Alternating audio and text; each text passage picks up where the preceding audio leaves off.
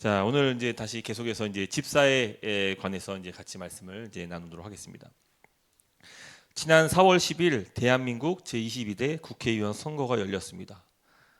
대부분 사람들이 자기 소신껏 아마 투표를 했을 겁니다. 어떤 사람은 후보자의 정당을 보고 표를 던졌고, 또 정책과 공약을 보고 판단했을 것이고, 도덕적이고 윤리적인 판단 기준을 갖고 그 후보를 선별했을 것이며, 이 외에도 아마 공직 경력도 봤으며, 또 그 사람의 어떤 소통 능력, 진실된 마음들, 리더십, 아마 다양한 기준들을 봤을 것입니다.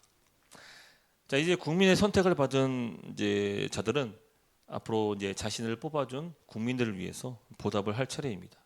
그래서 이제 미국의 에이브럼 링컨 대통령이 이제 게티스버그 그 연설에서 아주 유명한 말을 남겼는데, 이 government of people, of the people, by the people, 이제 for the people. 그래서 이 국민을 위한 정부, 국민에 의한 정부, 국민의 정부.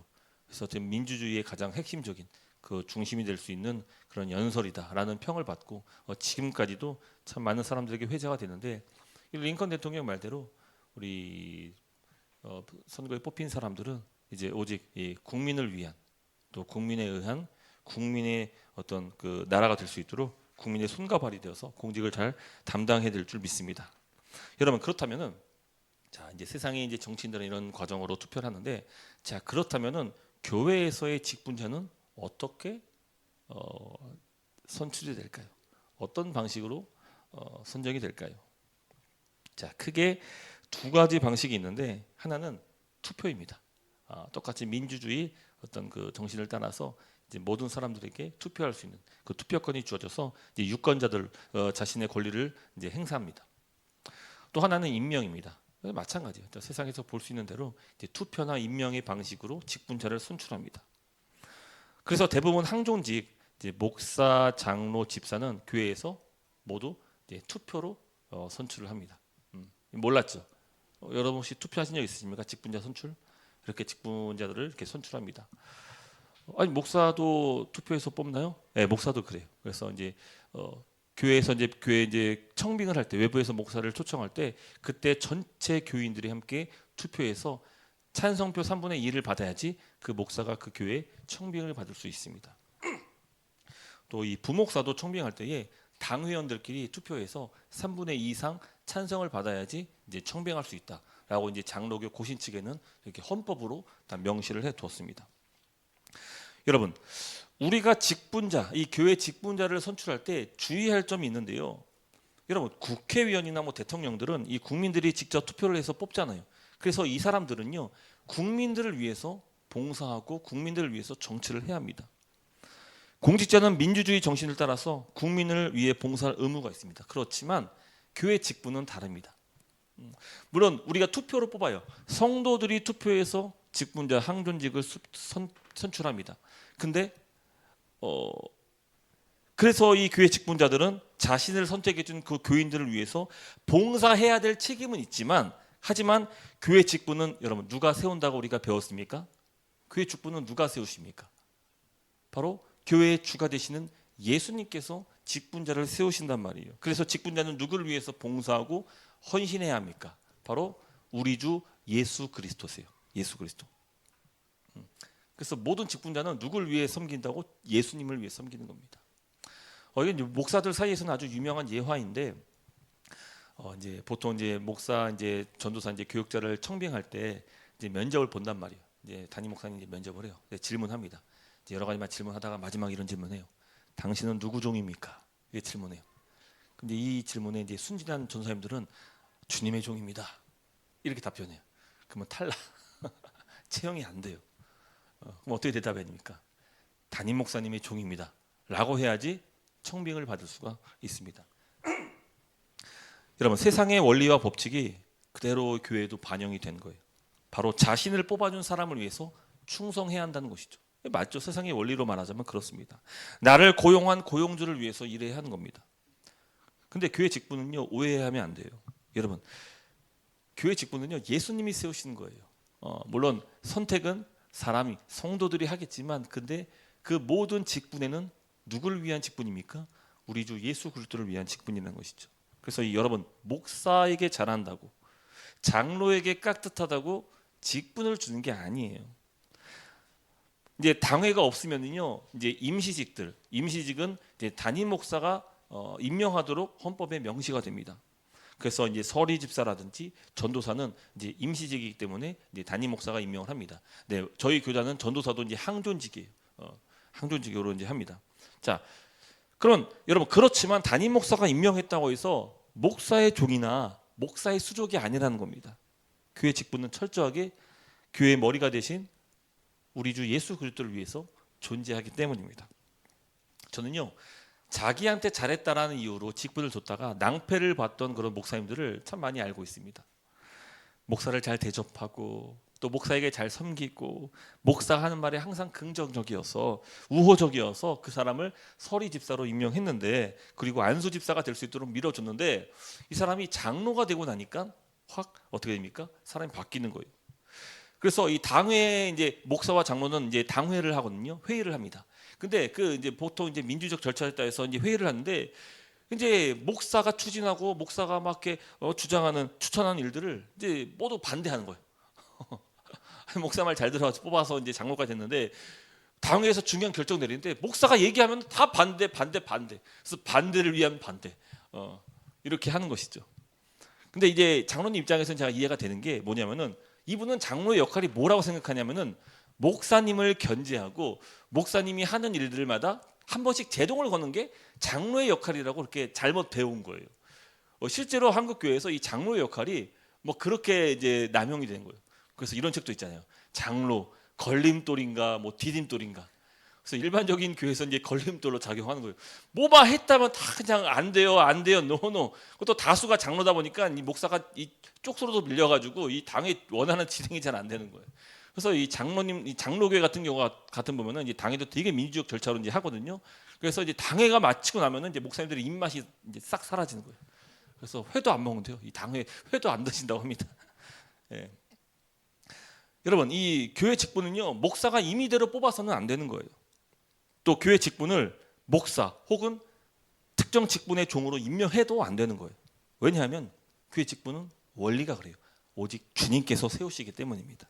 그래서 직분자는 내게 주신 그 주님을 위해서 봉사하고 헌신해야 하는 거예요. 바로 주님을 위한 직분자, 주님에 의한 직분자, 주님의 직분자가 되어야 하는 것이죠. 할렐루야. 자, 이제 매우 중요한 질문을 할 거예요. 자, 그렇다면 주님은 어떤 방식으로 자신이 직분자를 선출하는 겁니까? 이 질문을 해야겠죠. 아니, 주님이 뽑으시는데 그러면 주님은 어떻게 뽑으시냐고요. 아니, 정말 예수님께서 그 12 제자를 불렀던 것처럼 나타나서, 야, 너 나를 따라와, 넌 탈락 따라와, 이렇게 12명 딱 지정해 주시면은 좋겠는데, 교회 와가지고 딱 줄 문 들고 문 열고 들어오셔가지고, 야, 너 집사, 서리 집사, 이렇게 말씀하시면은 너무 좋잖아요. 예? 근데 그렇지 않잖아요. 예. 주님께서 택하신 방법은 이런 게 아닙니다. 혹은 뭐 기도원에서 목사님이 기도 열심히 해가지고 갑자기 떠오르는 한 사람이 있는데 그 사람을 집사로 세워야지, 이런 방식도 주님이 직분자를 선출하시는 방법이 아닙니다. 선택하시는 방법이 아닌 것이죠. 여러분, 주님은요, 성경 말씀을 통해서 우리에게 자신의 뜻을 분명히 밝히셨는데, 그 내용이 바로 오늘 본문에 담겨 있어요. 우리는 주님의 뜻을 따라서 집사를 세워야 되는데, 그 집사의 자격으로 오늘 성경이 말씀을 하고 있는 것입니다. 여러분, 항존직은요, 교인들이 직접 투표를 해서 선출합니다. 그러니까 우리 서리 집사는 이제 임시직이다 보니까 담임 목사가 임명을 합니다. 그런데 이 항존직은 이제 모든 성도들이 함께 투표를 해서 선출을 하게 됩니다. 그래서 모든 교인에게 투표권이 있어요. 그래서 등록 교인들은요, 이 선거권과 피선거권이 있어요. 선거권이라면은 내가 투표해서 직분자를 선출할 수 있는 그 투표권이 있다는 거고, 피선거권은 내가 직분자가 될 수 있는 그런 피선거권을 갖고 있다라는 그런 뜻입니다. 등록 교인들에게 이제 주어지는 것이죠. 하지만 모든 교인은요, 마치 대선처럼 총선처럼 국회의원 뽑듯이, 대통령 선거하듯이 투표해서는 안 됩니다. 여러분, 총선이나 대선은요, 자기 판단과 기준을 가지고 소신껏 투표를 하면 됩니다. 그게 투표의 그 투표권을 가진 유권자의 의무고 권리예요. 자유, 투표에 있어서 자유가 있는 것이죠. 하지만 교회 직분자는 내 기준과 내 판단으로 선택해서는 안 되는 거예요. 오직 주님의 말씀을 근거로 투표해야 되는 것이죠. 내가 투표해야 된다고 내 마음대로 찍는 게 아니라는 거예요. 우리는 철저하게 주님께서 어떤 직분자를 세우시기를 원하는지를 말씀을 통해서 충분히 숙지하고, 그리고 주님이라면 이런 사람을 집사로, 장로로, 목사로 세우실 거야 라고 주님을 대신해서 대리표를 행사하는 거예요. 이게 바로 주님께서 교회 직분자를 세우시는 방법인 것이죠. 그래서 이 사람이 하나님 말씀에 합한 자인지 아닌지를 누가 고려하고 판단해야 됩니까? 바로 성도들이요. 성도들이 판단해야 되는 거예요. 여러분, 그래서 함부로 투표를 장난식으로 교회 직분자 선출하는데 그렇게 행사해서는 안 돼요. 왜요? 그 표가 누구의 표이기 때문입니까? 예수님께서 뽑으시는 표예요. 그래서 여러분, 그 투표권이 등록교인에게만 주어진 거예요. 왜요?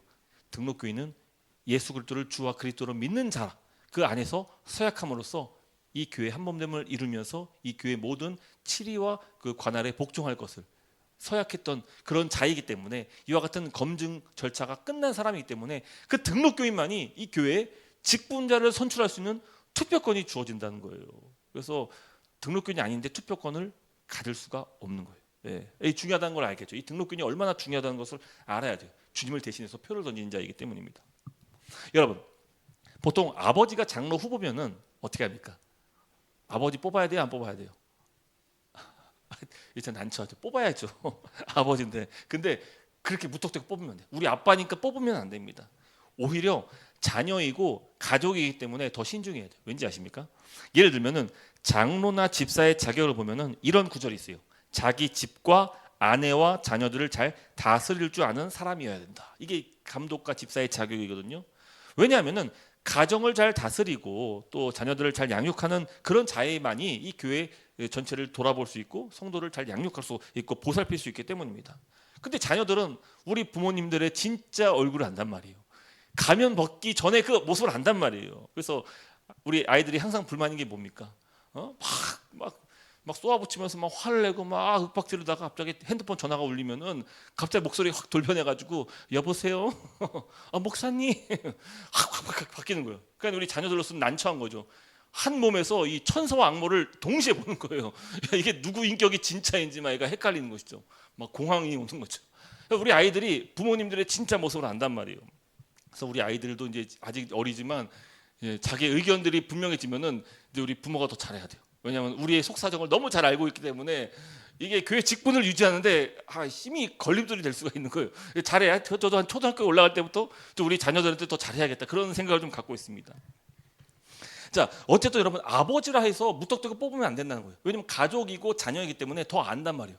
우리 아버지가 이 가정을 위해서 얼마나 헌신적인지, 이 가정을 얼마나 잘 다스리고 이 가정을 위해서 얼마나 또 충성되게 이게 섬기는지를 안단 말이에요, 가족들이. 그러니까 더 신중하게 투표해야 되는 것이죠.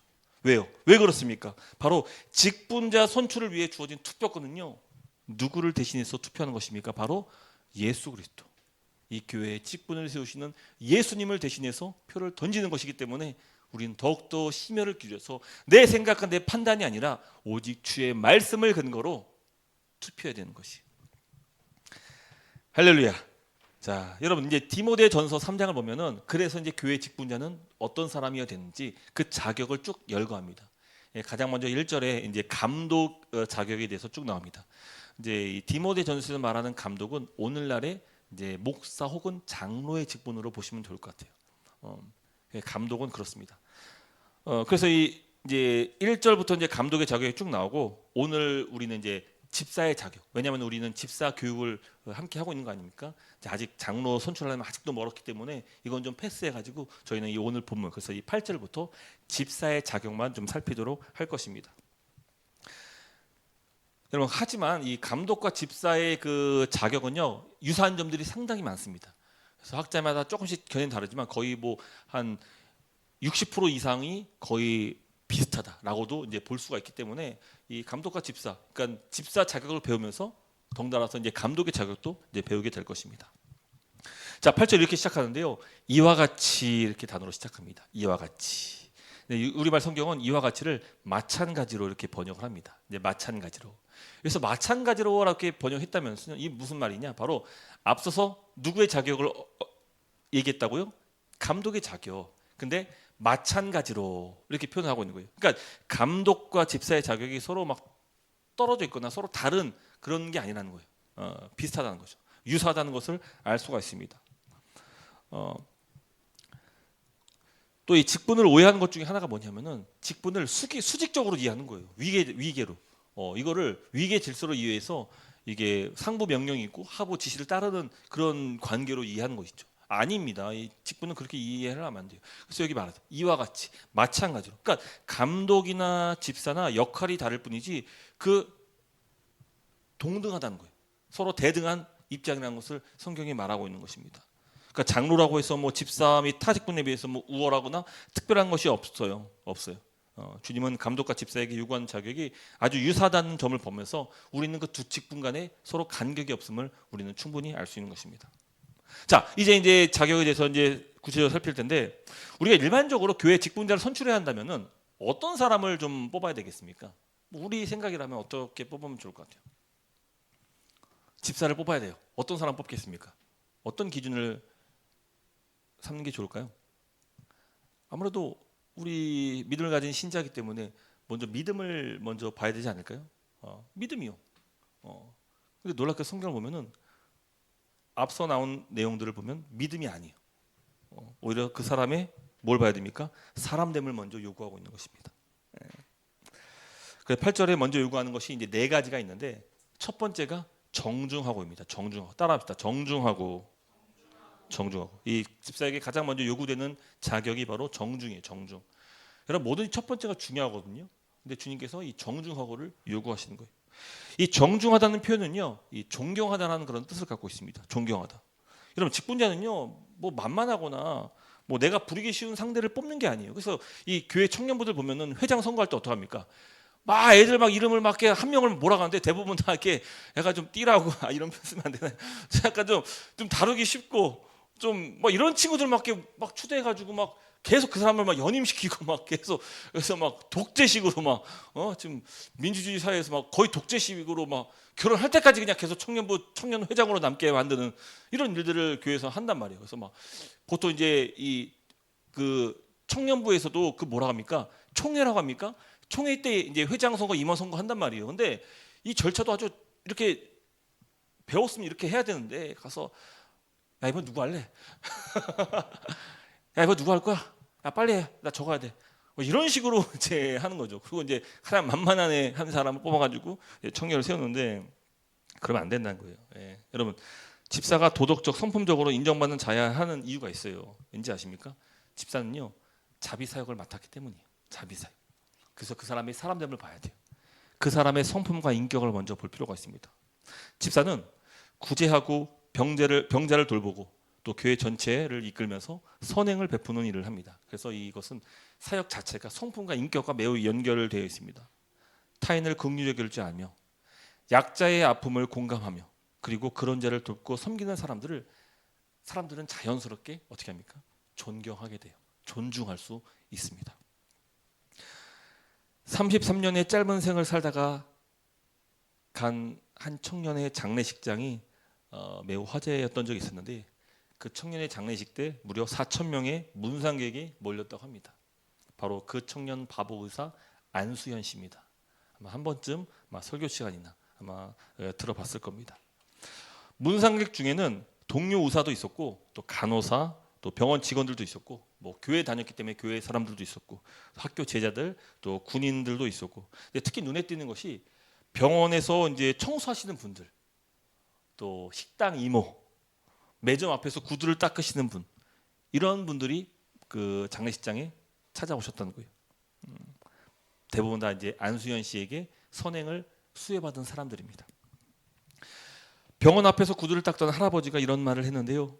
이 청년 의사는 구두 닦을 일도 없으면서 괜히 와서 구두를 닦고 또 돈도 더 많이 주고 할아버지 손을 만지면서 식사하셨습니까? 이렇게 물으면서 할아버지 외로우시죠? 외로우시면은 예수님 믿으세요. 예수님이 우리 할아버지 사랑하세요. 이렇게 예수님 소개해주고 기도도 해줬다고 합니다. 또 병원의 세탁소 직원 아주머니도 이런 말씀을 하시는데 아무도 나에게 관심을 주지 않지만 이 청년 의사는 나를 그냥 지나치는 법이 없습니다. 아주머니 천천히 하셔도 돼요. 요새 안색이 안 좋으신데 어디 아프세요? 그러면서 약도 주고 기도도 해주고 하나님의 사랑을 전해 주었다고 합니다. 또 유명한 일화가 지금도 이제 의사 전문의들 파업이 있는데 그 당시도 의사 파업이 있었던 것 같아요. 근데 안수현 씨는 이 환자 돌봐야 된다라고 그 주변의 그 시선 아랑곳하지 않고 그 환자들 병자들을 돕기 위해서 그 파업을 하지 않았다고 합니다. 그래서 이 동료들로 하여금 이제 왕따처럼 좀 비난을 받고 따돌림 받기도 했다고 합니다. 참 안소연 씨 이야기를 보면서 저도 많은 반성을 하게 됩니다. 여러분, 과연 어떤 사람이 집사로 적격할까요? 어떤 사람을 집사로 우리는 선출해야 될까요? 아무래도 이런 안소연 씨 같은 사람 아닐까요? 아마 저보다는 이런 사람이 더 집사 직분으로 잘 어울릴 것 같아요. 바로 주님의 성품을 닮은 자, 그 사람이 아마 좋은 집사일 것입니다. 주님의 마음, 그 긍휼한 마음을 갖고 주님을 대신해서 교회에서 자비 사역을 맡았기 때문에 아무래도 주님을 잘 닮은 사람이 할 것입니다. 그런 점에서 정중하고 이렇게 기억하셔야 됩니다. 자, 8절. 나머지 이 8절에서 보면은 이제 세 가지 부정적인 단어, 부정형 이런 특징들을 먼저 이제 꼽고 있는데 첫 번째 일구이연하지 아니하고 일구이연하지 말라. 우병훈 목사님이 쓴 책 교회를 아는 지식을 보면은 일구이연에 대해서 이 네 가지로 설명을 잘 해주셨는데 첫 번째 말에 절제가 없고 다른 사람의 이야기를 널리 퍼뜨리는 것, 이게 일구이연입니다. 여러분 집사는요 가난한 사람을 돕고 연약한 자를 돕는 일을 하는데요. 그래서 집사는요 성도들의 힘든 사정들, 어려움들을 누구보다 잘 알 수밖에 없습니다. 그래서 말을 주의해야 돼요. 말을 퍼뜨리는 사람은 집사가 돼서는 안 됩니다. 두 번째, 이 사람에게서 한 말과 저 사람에게서 한 말이 서로 다른 것, 이게 일구이연입니다. 또 세 번째, 거짓말을 하거나 말을 불분명하게 하고 혹은 과장하게 하는 것, 이게 일구이연이고요. 또 말만 하고 행동으로 옮기지 않는 것도 일구이연이라고 설명을 합니다. 여러분 이 집사는요 언행이 참 중요한 것 같습니다. 특별히 말을 주의할 필요가 있어요. 말을. 그래서 이 일구이연하는 사람을 우리는 집사로 뽑아서는 안 돼요. 또 8절에 집사는 술에 임박히지 않아야 한다고 합니다. 술에 임박히다는 게 뭔 뜻일까요? 바로 술에 중독된 것을 말할 것입니다. 근데 한국인들은 웬만해서 술을 먹지 않는 사람에게 집사 직분을 주거든요. 왜냐하면 이 한국인의 특성상 이게 우리가 타고난 흥이 있어요. 이게 주체하지 못하는 그 술 먹고 노세 젊어서 노세 이런 흥이 있기 때문에 웬만해서 한국 사람들은 술을 입에 대지 않는 게 그 사람의 앞으로의 삶과 윤택한 어떤 가정을 꾸리는데 유익할 것이에요. 절제가 안 돼요. 한국인들은. 그래서 한국 교회에서도 웬만해서는 집사들을 뽑을 때 술 먹는 사람 안 뽑습니다. 근데 술에 임박하지 않는다 해서 이 술뿐만이 아니라 우리 세상엔 요즘은 참 많은 향락의 시대를 살다 보니까 참 즐길 게 많아요. 쾌락적이고 우리가 이렇게 중독될 만한 것들이 정말 많이 있는데 무엇이든지 여러분 중독된 사람들을 그런 사람은 집사로 선출을 하면 안 될 것 같아요. 왜냐하면 다른 일에 몰두하느냐 이 주님이 맡기신 사역을 소홀히 할 수 있기 때문입니다. 그래서 너무 어떤 일에 빠져서 일 중독도 마찬가지. 이 교회 돌보라 했더니만 그냥 일에 미쳐가지고 그냥 그러면 안 돼요. 그런 것도 안 돼요. 그래서 이 중독 이런 것들도 잘 이제 살펴야 되는 것입니다. 특히 술 먹으면 안 돼요. 자 8절 마지막 부정적인 단어는 더러운 이익을 탐하지 말고. 제가 지지난주 설교 때도 한번 이 말씀을 언급했는데 여러분 감독직은 돈을 사랑하지 않는 사람이어야 한다 하지만 지금 여기 집사는 더러운 일을 탐하지 말라 이렇게 좀 구체적으로 이야기합니다. 왠지 아십니까? 집사는요 교회 재정과 헌금을 맡은 사람이기 때문에 더러운 일을 탐해서는 안 돼요. 여러분 어떤 사람은 진짜 돈에 집착하는 사람이 있습니다. 눈 뜨면 돈독이 흐르는 사람들이 있습니다. 그런 사람들은 집사를 맡기면 안 돼요. 이 교회 돈 갖다 뭐 어떻게 할지 몰라. 안 돼요. 실제로 제가 혹시 몰라서 저희 어머니께 다시 한번 재차 여쭤봤는데 예전에 제가 중국에서 그 교회에서 청년으로 신앙생활할 때 그때 그 집사님 한 분이 헌금 수전하셨는데 그분이 헌금을 이렇게 뒤로 빼돌렸던 적이 있었어요. 그 기억이 너무 20년 전이라 제가 맞나 아닌가 어머니한테 병원에서 한번 여쭤봤는데 그런 적이 있었다고. 그러면 안 돼요. 집사는 절대 이 돈을 보고도 정말 최영 장군님처럼 이건 돌이야. 이건 돈이 아니야. 이거 돌이야. 주님을 위해서 쓰이는 돌이야. 이렇게 볼 줄 아는 사람이어야 돼. 그래서 더러운 일을 이렇게 하는 사람들, 또 정당하지 않은 방법으로 돈을 수입을 얻는 그런 사람들도 이제 주의해야 되는 거예요. 그런 사람들은 이 돈에 이게 눈독이 올라가지고 이게 절제가 안 되기 때문입니다. 손해 보기 싫어하고 부당한 이익을 취하는 자, 그런 사람 절대 집사가 돼서는 안 됩니다. 왜요? 집사는 구제를 맡았고 또 사람들에게 베푸는 일을 하기 때문에 자신의 이익보다 누구의 삶을 먼저 봐야 됩니까? 바로 타인의 이익을 먼저 생각할 줄 알아야 합니다. 그래서 지난번 설교했듯이 집사는 반드시 성경적인 재정관을 가지고 있어야 합니다. 물론 다른 직분들도 다 마찬가지겠지만 유독 이 집사는 더더욱 이 물질에 있어서 성경적 재정관을 가져야 합니다. 이건 내 돈이 아니야. 주님이 맡기신 거야. 그러므로 주님의 뜻대로 사용해야 돼. 할렐루야. 자, 9절에는요 이제 처음으로 신앙과 관련된 단어가 등장합니다. 처음 깨끗한 양심을 가져야 한다. 깨끗한 양심. 우병헌 목사님은 이 본문에서 나온 양심을 크게 두 종류로 보셨는데, 첫째, 양심은 죄를 지적하는 심판자입니다. 이렇게 하는 거예요. 여러분, 믿지 않는 사람들도요 뭐가 죄인지 알아요. 근데 그게 양심이 작용하기 때문입니다. 자, 두 번째는요, 양심은 넓은 의미로 자신이 지금 선한 상태인지를 감찰하는 장치라는 겁니다. 양심은 죄를 지적할 뿐만 아니라 어떤 것이 선인지를 우리에게 분별하도록 돕습니다. 그래서 여러분, 깨끗한 양심을 가졌다는 말은 다른 뜻으로 하면은 하나님의 뜻을 따라서 선과 악을 구분할 줄 아는 거예요. 하나님 말씀을 듣고 이것이 선이고 악인지를 구분할 수 있는 그런 깨끗한 양심을 가진 자, 이 사람이 집사의 자격을 갖춘 것입니다. 우리 안에 선한 양심이 작용할 때 우리는 주님의 성품을 닮아갑니다. 할렐루야. 자, 또 두 번째, 집사는 믿음의 비밀을 가진 자야 합니다. 믿음의 비밀. 이 믿음의 비밀은 다른 말로 복음의 비밀입니다. 여러분, 불신자도 착한 일 합니다. 선한 일 해요. 왜 안 하겠습니까? 근데 그들과 신자의 차이가 있어요. 뭔지 아십니까? 불신자의 선행의 주체는 자기 자신이지만 우리 성도 신자의 신앙의 주체, 이 선행의 주체는 바로 누구십니까? 예수 그리스도예요. 예수 그리스도. 우리 안에 계신 예수 그리스도.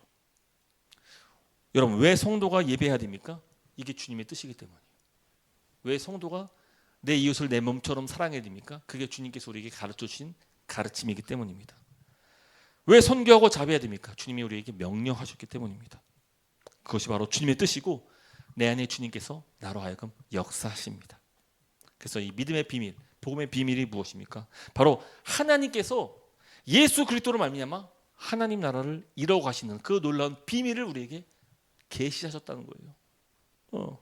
특별히 주의 몸된 교회를 세우셔서 하나님의 말씀이 회복되고 더 나아가서 하나님의 뜻이 이 땅 가운데 이루어지는 것이죠.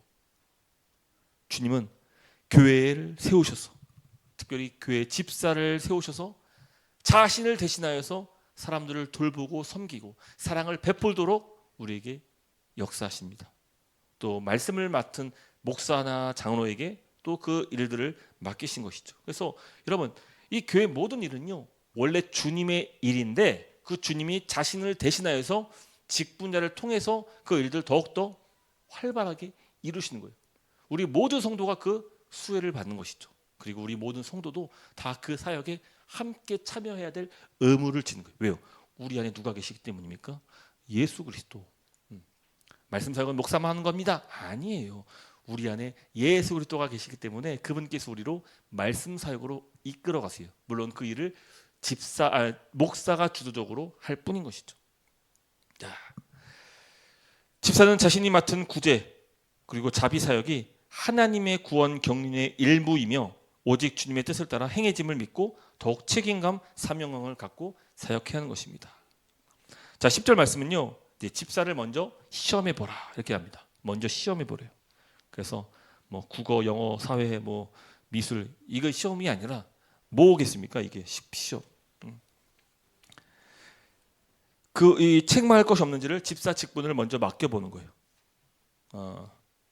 여러분, 외국 교회는 없는데 한국 교회에 있는 직분이 있습니다. 그게 뭔지 아세요? 뭐 여러 가지 있는데 그 중에 하나가 바로 서리 집사입니다. 서리 집사. 외국에는 없어요. 서리 집사.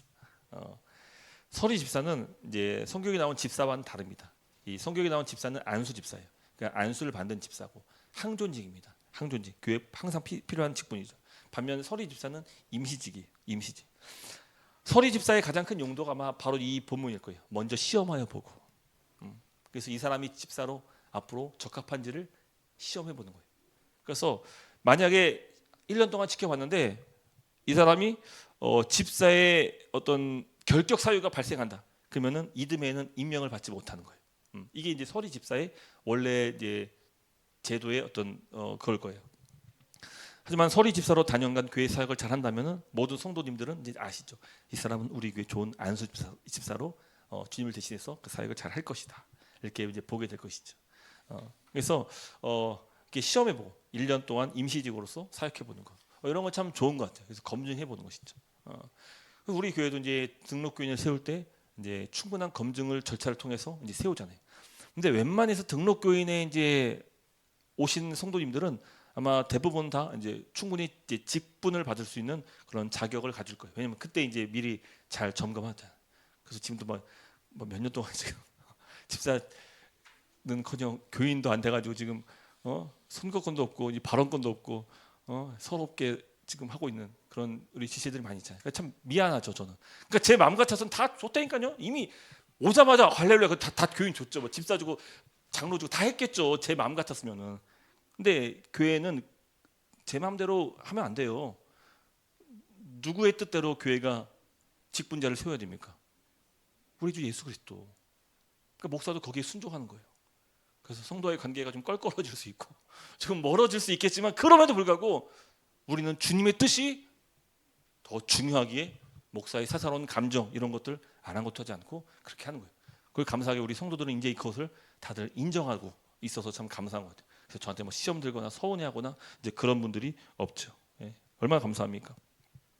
자 이제 11절 말씀 이제 거의 끝났습니다. 11절 말씀은 좀 약간 논란에 있는 말씀인데 여기 여자들도 갑자기 여자들이 나와요. 그래서 앞서 보면 한 아내의 남편 뭐 이런 얘기가 이제 12절에 나오는데 그 여자들도 해가지고 이 여자들이 누구일까? 이게 집사의 아내인가 아니면은 이게 여 집사인가? 이제 이걸로 이제 좀 논쟁이 있습니다. 전 둘 다 이 자격이 있어야 한다고 생각해요. 집사의 아내도 마찬가지로 여러분 집사 직분은요 남자 혼자 예를 들어서 결혼한 남성이라면요 남자 혼자 그 직분 감당하는 게 아니에요. 가족이 함께 그 집사 직분에 참여해서 그 일을 합니다. 그러니까 꼭 그 여자 아내를 집사 직분을 주지 않더라도 이미 아내는 남편과 한 몸이기 때문에 한 몸됨으로써 교회 안에서 그 집사 직분을 감당하는 거예요. 그러니까 저희 아내도 지금 목사가 아닌데도 불구하고 이 교회를 지금 거의 뭐 제가 좀 하지 못하는 부분들을 거의 대신 담당하는 거예요. 이게 한 몸됨으로써 이렇게 직분이 없다 할지라도 그 일들을 자연스럽게 이제 하게 되는 것이죠. 그래서 이제 교회에는요 이제 한 가정이 함께 교회를 출석하는 것이 이제 마땅한 거예요. 어떤 직분도요 이제 결혼했다면은 이게 싱글일 때보다 결혼하면은 더 그 직분을 더 잘 이제 주의 뜻 가운데 한 몸됨으로써 서로 연약한 부분인데 그게 채워지는 거예요. 서로 부부가 되면서 채워지는 것이죠. 그래서 꼭 아내도 집사 직분을 받지 않더라도 남편과 함께 해야 돼요. 그래서 이런 자격을 갖출 것을 이제 얘기하는 것이고 또 만약 이걸 여집사로 이제 우리가 여자 직분자를 선출하는데 이거 자격으로 본다면은 뭐 그렇게 볼 수도 있을 것 같아요. 자, 그 내용들이 어떤 겁니까? 정숙하고 이 정숙하고 표현했지만 이게 똑같아요. 아까 정중하고 그 단어랑 똑같은 단어입니다. 모함하지 아니하고 그러니까 일구연하지 않는다 이게 있잖아요. 그러니까 모함하면 안 돼요. 그러면 안 됩니다. 예. 또 절제하며 절제하죠. 남편이 너무 이렇게 오버하면은 아내가 절제시키고 컴다운. 예. 그래서 제가 너무 폭주하면 우리 아내가 여보 컴다운. 설교 시간 너무 길어. 잘라. 이렇게 하는 거예요. 또 모든 일에 충성된 자라야 할지니라. 할렐루야. 예, 그런 사람이 이제 자격이 있는 거예요. 그러니까 참 까다롭다 진짜. 주님은 그냥 이렇게 복잡하게 이렇게 주셔가지고 그냥 집사하고 그냥 능력 주시면 될 텐데, 그렇죠? 근데 아니에요. 우리가 이 집사 직분을 이렇게 생각하는데, 그 사람한테 직분 맡기면은 그 직분자에 걸맞게 그 사람 바뀔 거야. 근데 이건 성경적인 방법은 아닌 것 같아요. 이렇게 자격을 주신 거 보면은 이제 그런 사람을 세워야 된다. 근데 물론 이 모든 거에 완벽하게 부합하는 사람은 없을 거예요. 그런 사람은 주님이죠. 근데 우리가 기준은 있는 거죠. 이런 사람 자격을 우리가 갖고 우리가 선출할 때 그렇게 뽑는 것을 심사숙고할 필요가 있는 것입니다. 자, 마지막 12절은요. 집사는 한 아내의 남편이 돼요. 이제 이 한 아내의 남편이란 말 때문에 이제 여자 집사가 없는 거예요. 또 감독도 마찬가지. 목사 안수 주지 말아야 한다. 왜? 여기 분명 한 아내 남편이면. 그러니까 여자 목사가 되려면은 남편이 아니야. 아내 이상한 거의 복잡해지는 거예요. 근데 지금은 이제 여자 목사님들도 많이 계시고 또 오히려 남자들보다 더 사역 잘해요. 그래서 좀 넓게 보는 것도 좀 필요하다. 자, 어쨌든 이 집사는 한 아내의 남편. 그러니까 두 아내면 안 돼요. 혹시 숨겨둔 아내가 있으면은 그 이실 짓고 해야 됩니다. 그러니까 한 아내의 남편. 그러니까 딱 지목한 성경이 딱 콕 집어 얘기하잖아요. 한 아내의 남편이다. 왜냐하면 당시 문화 속에서 이제 세컨드 뭐 써도 있었어요. 여성들이 그런 이제 사람들이 있었습니다. 그래서 이 한 아내의 남편. 이것이 이제 주님의 뜻이에요. 그래서 일부 다처제가 구약에 좀 표현됐다 해가지고 이게 하나님 뜻이 아닙니다. 이건 당시 문화적인 어떤 시대적인 그런 배경이 있어서 워낙 임신이 잘 안 되고 또 아이 출산율이 너무 낮다 보니까 이제 그 시적 하나님께서 이제 내 자손을 이제 번성케 하기 위해서 이제 일부 그럴 때가 있었지만 지금은 아니라고요. 그럴 때가 아니죠. 또 자녀와 자기 집을 잘 다스리는 자이니 그렇죠. 이건 감독과 동일한 기준입니다. 자기 집을 잘 다스리고 그런 자가 교회와 교회를 잘 다스리고 돌볼 수 있는 것이죠. 특히 자녀를 잘 다스려서 주님의 성품을 닮은 자로 양육해야 하는 것입니다. 예. 자, 어때요? 오늘 간단하게 좀 성경이 규정하는 집사의 자격을 살펴봤는데 어떠세요? 좀 느끼는 바가 있으십니까? 저는 그래요. 이런 집사님이 교회에 세워진다면은 와 정말 좋겠다. 정말 좋겠다. 그리고 주님이 원하시고 바라시는 그 집사의 그 직분자가 어떤 사람인지를 머릿속에 그리면서 이제 그 교회에서도 직분자 세웠으면 그제 그 사역을 이제 하는 것이죠. 그래서 성도와 이웃과 국가에 꼭 필요한 교회가 될 것일 것 같아요. 너무 좋을 것 같아요. 빨리 세워졌으면 좋겠어요. 빨리 세워졌으면 좋겠습니다. 자, 마지막으로 바울은 집사직을 잘 수행한 자에게는 두 가지 유익이 있다고 소개합니다. 첫 번째, 집사는 아름다운 지위를 얻습니다. 근데 이것도 오해하는 거예요. 아름다운 지위라니까 이게 장로의 자격이라 이제 생각하는데 아닙니다. 이게 뭐 승진급으로 생각하는데 그게 아니죠. 하나님 보시기에 아름다운 지위를 얻게 된다는 그런 뜻입니다. 두 번째, 집사는 믿음의 큰 담력을 얻게 됩니다. 여러분 정말 그래요. 집사 직분을 잘 감당하고 수행하잖아요. 그러면 누구보다 주님에 대한 믿음과 확신이 더 생겨날 수밖에 없어요. 왠지 아십니까? 여러분 특별히 집사 사역으로 인해서 교회 안팎으로 가난한 자들, 연약한 자들이 큰 유익과 혜택을 본단 말이에요. 근데 그게 누구의 직무로 사역으로 이루어집니까? 바로 집사의 직무와 사역으로 그 수혜를 받게 되는데 여러분 그래서 집사는요 더 가까이서 주님께서 교회와 어려운 약자들을 어떻게 돌보시고 어떻게 그들을 보살피시는지 어떻게 그들을 먹이시는지를 직접 가까이서 볼 수밖에 없는 거예요.